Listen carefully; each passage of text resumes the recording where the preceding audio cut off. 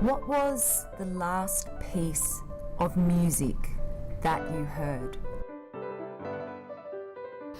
The last piece I remember hearing was an arabesque by Debussy.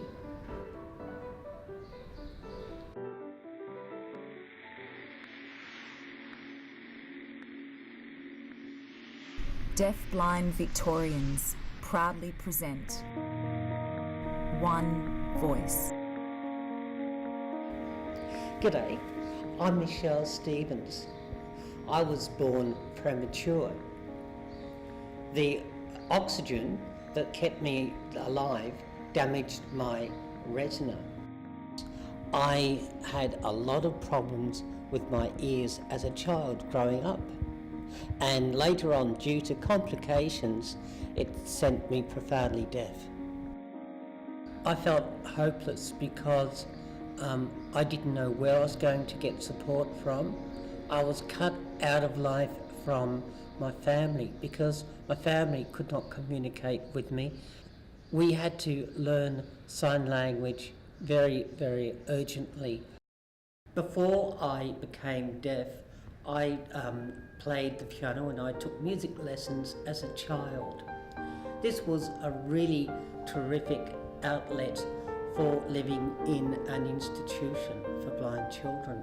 When I couldn't hear music at all, that made me feel really, really, really depressed. It's a part of my life I really do hope I don't have to visit again. To be deafblind and to be cut off from society is very lonely. Sometimes people ask me, what's the quickest way to really make me very, very cross? And that is when people choose not to communicate with me. Sometimes they say, oh, it's not important. And I say, no, I'll be the one that will decide it's not important enough. So I think it's really important that we as deafblind people to be made a part of society as possible.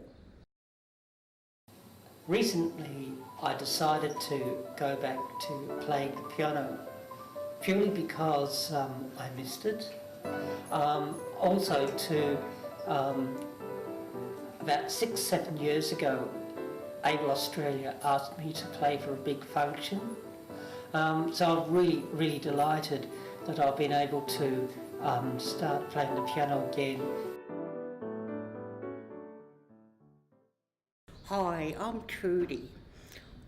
I am deafblind and I live in Sunshine with my dog. I was born hearing. At 1 year old I had meningitis, and when I was 2 I was diagnosed with a deafness, a hearing loss. Then in my late 30s I was bumping into things and I was diagnosed with deaf blindness. When I heard the news of going blind, diagnosed with a genetic condition, retinitis pigmentosa, I fell into what we call a dark tunnel. It was very devastating to me because all my life I did adventurous things like bushwalking and camping, going out with friends, shopping, and meeting other deafblind people made me really think about how my life was going to be impacted. I was worried about being dependent on my family and how I was going to function in my normal day life, like working, hobbies, the daily things I do. Before I was deafblind, I was qualified as a library technician. I worked 20 years in a number of different libraries. Since I became deafblind, I have found it harder to find work because of my vision and hearing loss, and I've had to work harder to try and find a job, like do more courses. It's hard for deafblind people to find work. I I've had lots of terrible jobs, but I'm in a job that I love now because I'm treated with respect and dignity, and I feel like a human being, and I feel that I'm giving back to the community because I'm an information officer for a project in deafblind advocacy, and I feel that I'm giving back, so that's why I love it.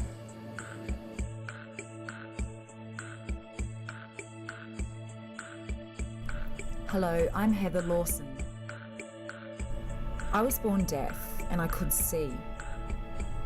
But now I'm deafblind for the whole of my life.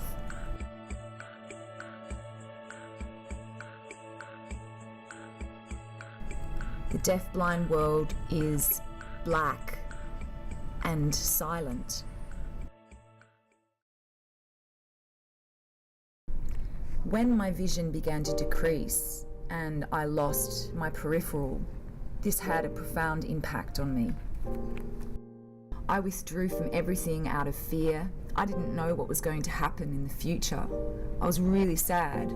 Sometimes I'd cry and cry at home, repeatedly telling myself that I couldn't do anything. I was deeply depressed. It was a horrible feeling and a really emotional time. I decided to ask for help, and that helped me develop ideas for my future. And I thought, I need training. And from then on, it led to things getting better. I felt confident again, and I encourage other deafblind people out there to try and not be afraid. Ask for help. Help will help you come good. It will. With communication support, I have achieved all sorts of activities that I've really, really enjoyed. I've been rock climbing and abseiled,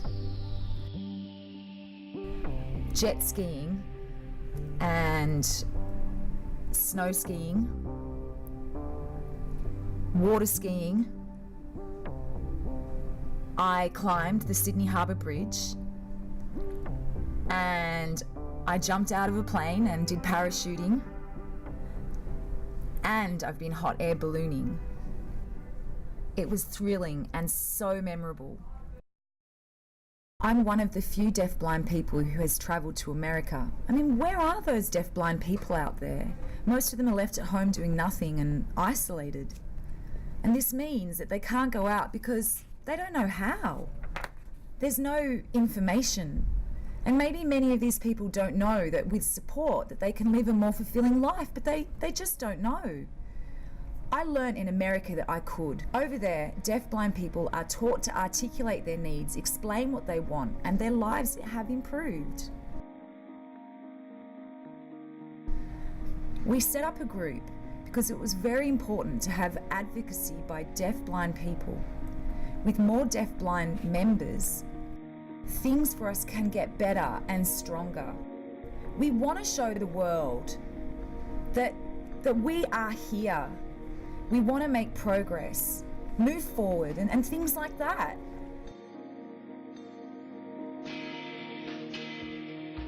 Deafblind Victorians is a group for deafblind people run by deafblind people. Our group is important because currently awareness of deafblindness is rare in the wider community, really rare. We want to advocate and raise awareness. It doesn't matter who, government services and other people in the community. We need to make sure that deafblind people are visible. We are here. Let's progress. We want to participate in the community as equals.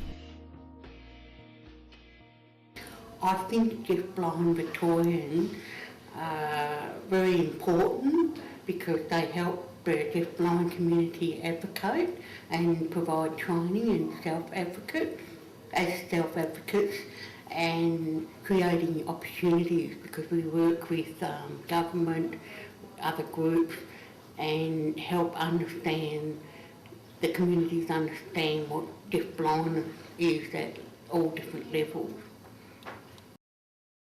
This is the only deafblind self-advocacy group in Australia. It's really important for this group to get the ball rolling. Our group is diverse. We communicate differently, hear and see at different levels, and yet we still work together as a group. But we need to ensure that there are 2 tactile interpreters per deafblind person. The reason why is when we have a meeting, it's so we can all talk together at the same time. We need to have interpreters working for each of us simultaneously. I mean, without interpreters in the meeting just won't happen. We wouldn't be able to plan and move forward. We'd be stuck. And it can be very stressful, so yeah. If we don't have interpreters at meetings, etc., it is the same as cutting our tongue out. If we don't have interpreters for meetings, it's just the same as kicking the crutches from a person who needs crutches, or taking away a wheelchair from a person that has a wheelchair. For someone like taking a guide dog away from a person that is blind. There are not enough services provided for deafblind people. There's very little understanding about deafblind people, and likewise with support. We need support to improve access for deafblind people to participate in the community and in their lives. We need more support. I believe that deafblind people should have equal opportunity as everyone else to work, to be able to participate fully in life. And what I'd like to see, if people want to support us, is funding to be able to help with communication, you know, to be able to get work and to get training, and just creating opportunities that they can enjoy, such as outdoor recreation. We really need to encourage the community to support the deafblind people. We as a group do not receive enough support. There are some deafblind people I know that cannot get any funding to help to make people more independent. This is where Deafblind Victorians come in. We actually try to teach deafblind people to have a voice, have a true voice, and we are all learning to find that united voice. Helen Keller once said, alone we can do so little, together we can do so much.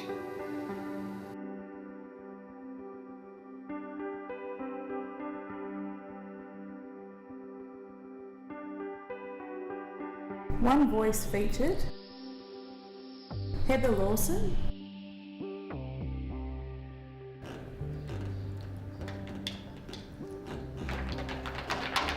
hello.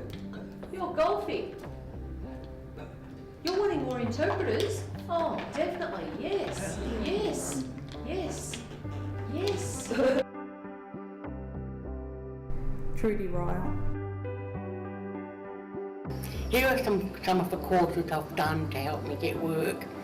Gym, fitness, administration, library, logistics and transport, animals, fitness, you name it, I've done everything that you can think of.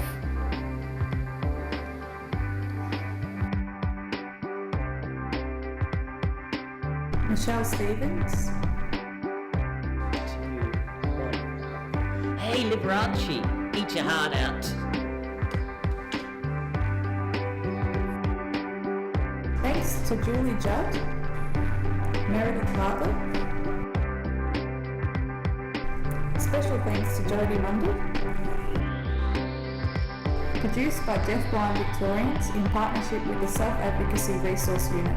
The salary is funded by the Victorian Government.